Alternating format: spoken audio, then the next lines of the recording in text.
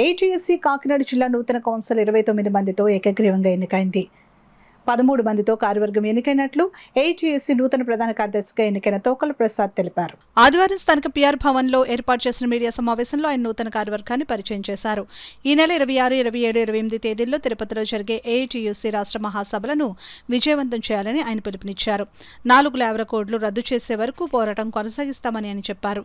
ఈ సమావేశంలో ఏజీఎస్సీ గౌరవ అధ్యక్షులు తాటిపాక మధు, అధ్యక్షులు కసింకోట కిషోర్ కుమార్, వర్కింగ్ ప్రెసిడెంట్ బొబ్బుల శ్రీనివాసరావు, ఉపాధ్యక్షులు బి స్వామిబాబు, ఎం దుర్గాప్రసాద్, తల్లాటం వీరబాబు, తుపాకల లక్ష్మీనారాయణ, సహాయ కార్యదర్శులు టి అన్నవరం, వనమాడి వీరవేణి, కెవి రామయ్య, కోశాధికారి సత్యనారాయణ తదితరులు పాల్గొన్నారు. అధ్యక్షులు కామ్రేడ్ రావులపల్లి రవీంద్రనాథ్, అలాగే రాష్ట్ర ప్రధాన కార్యదర్శి comrade yes Venkata Subbaiah, the Kakinada జిల్లా బిల్డింగ్ వర్కర్స్ యూనియన్ అధ్యక్షులు కామ్రేడ్ తాటిపాక మధులు దీనికి ముఖ్య అతిథులుగా హాజరవడం జరిగింది. నిన్నంతా మహాసభ అంతా కూడా జరగడం, నూతన నాయకత్వాన్ని ఎన్నుకోవడం జరిగింది. ఆ నూతన నాయకత్వాన్ని ఈరోజు మీకు పరిచయం చేస్తూ ఉన్నాను. కామ్రేడ్స్, కాకినాడ జిల్లా నూతన కౌన్సిల్గా 29 మందిని ఎన్నుకోవడం జరిగింది. అందులో కమిటీగా 13 మందిని ఎన్నుకోవడం జరిగింది.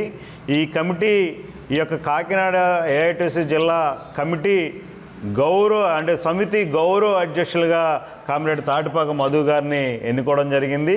అధ్యక్షులుగా Kasimkota Kishore, Samarlakota municipal workers union ఆధ్వర్యంలో ఈయన ఉంటారు. ఈయన కసింకోట కిషోర్ గారు. అలాగే జిల్లా వర్కింగ్ ప్రెసిడెంట్గా AP municipal workers union Kakinada committee Bobbula Srinivasarao గారు. అలాగే మరొక ఉపాధ్యక్షులుగా AP medical employees union Buddiga Swamibabu గారు. అలాగే మన Rangaraya medical contract outsourcing workers union అధ్యక్షులు మరొక ఉపాధ్యక్షులుగా కాటవేణి బంగారు రాజేష్ దీంట్లో నూతనంగా ఎన్నుకోవడం జరిగింది. ఇక మెడికల్ రంగం, అలాగే ఆర్టీసీ, హమాలి, భవన నిర్మాణ రంగాల నుంచి కూడా, అంటే ఒక్కొక్క రంగం నుంచి ఒక్కొక్క ప్రాతినిధ్యం ఇచ్చే విధంగా ఇక నూతన కమిటీ ఎన్నుకోవడం జరిగింది.